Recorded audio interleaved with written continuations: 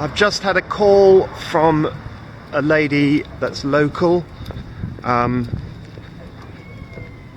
she says her electricity is tripping out the whole time, so we'll go and have a look and see what's happening there straight away, seeing as all I was doing was advertising. So we'll go and have a look and see what's tripping our electrics.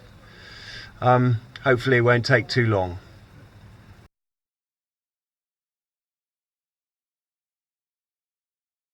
Well, we're here at the address, just back there.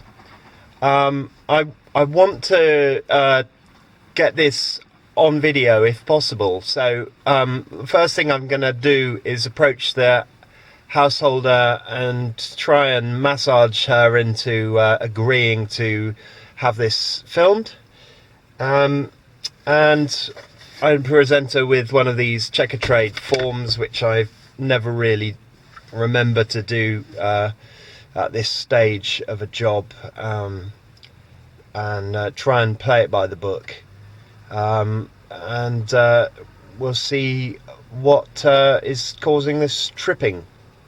We've got an annex submain, it sounds like, which is tripping. Everything in here is tripping. Do you know where the fuse box is? Up here. There's a fuse box up here. There we go, and it's got an RCD main switch, and that is what is tripping it.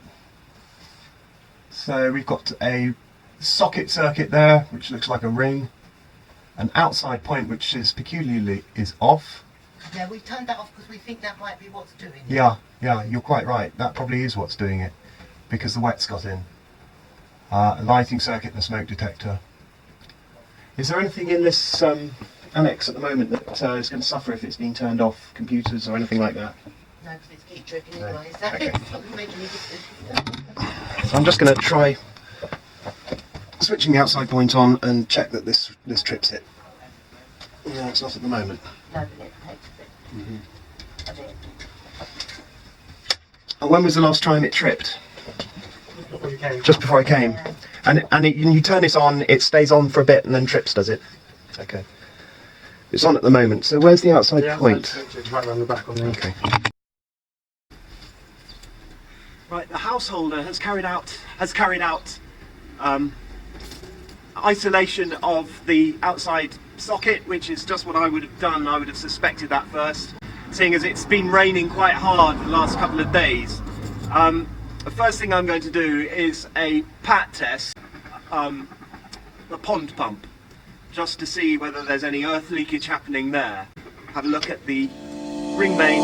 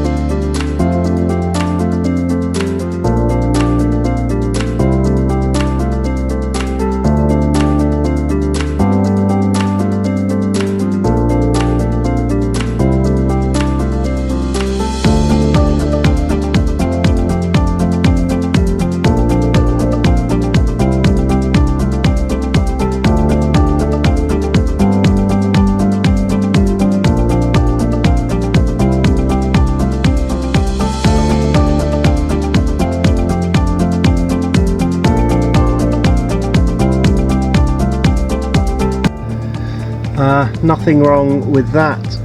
That's a spur and it's absolutely fine. No water in there. Next we're going to try an RCD test on the RCD through this socket.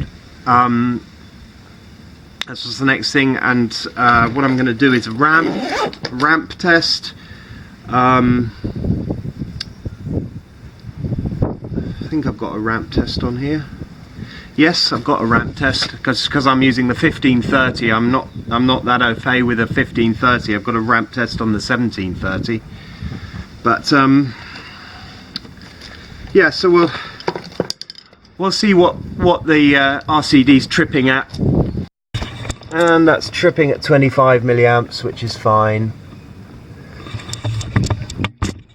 So I've got no complaint about the RCD. That's doing what it should. Seeing as yours truly can find nothing wrong with the pump, the only thing to remain to do is to stick the pump on and see if that causes a trip.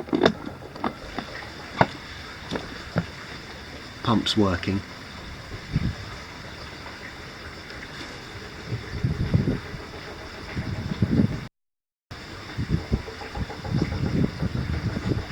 Insulation resistance of the ring. Mates, take everything out of the ring, unplug everything, and test the insulation resistance.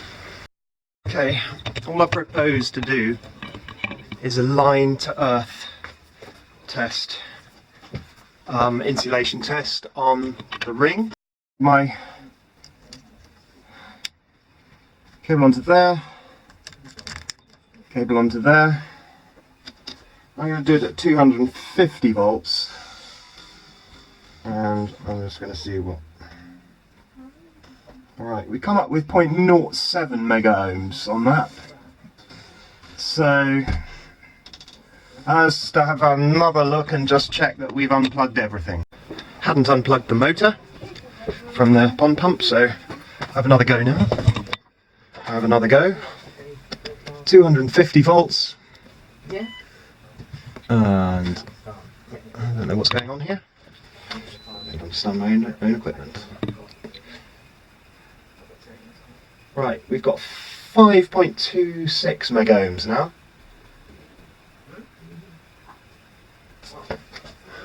Which is a lot better. So there's nothing wrong with the ring there. Suspicion has to centre upon pond pump. It has to.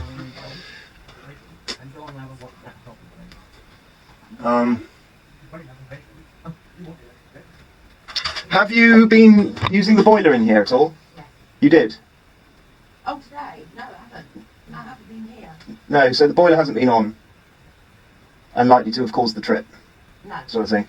Just to rule that out. I didn't think you would have been using it, but... No, we weren't here.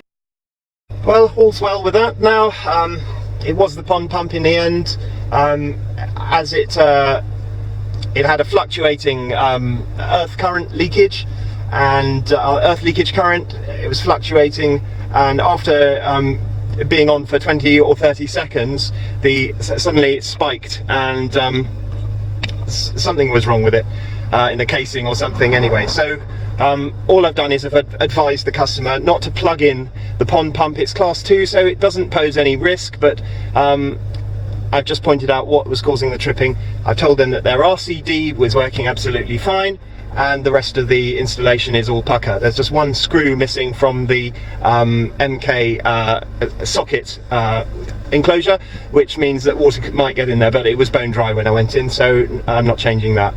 I haven't charged them for the call out. I've given them my card, and they've taken a checker trade card off me, and she gave me £10.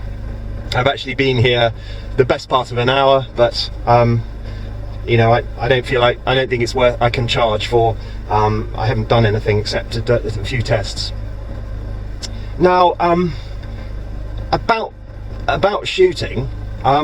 I took my son shooting. I'm taking again on Friday, so we may get some some video of that. But while we were there was some interesting Umarex replicas of, well, there's a replica of a he was shooting an Air Arms 200. I'm pretty sure it's an Air Arms 200 he was shooting this year. But it'd be quite nice to get back into handgun shooting now that I've left the umbrella of the military, so to speak. So you know, might look at that. Anyway, for now I'm going back to the office. We'll post this up, and not a very interesting trip, but I didn't have anything else that I've been able to film recently, so I'll put this up. I've got the rest of that quote going on, which is still going for the restaurant, and we're going to have to go and look at the second fix again at East Ham Road, so sort of old stuff, but that'll be this week.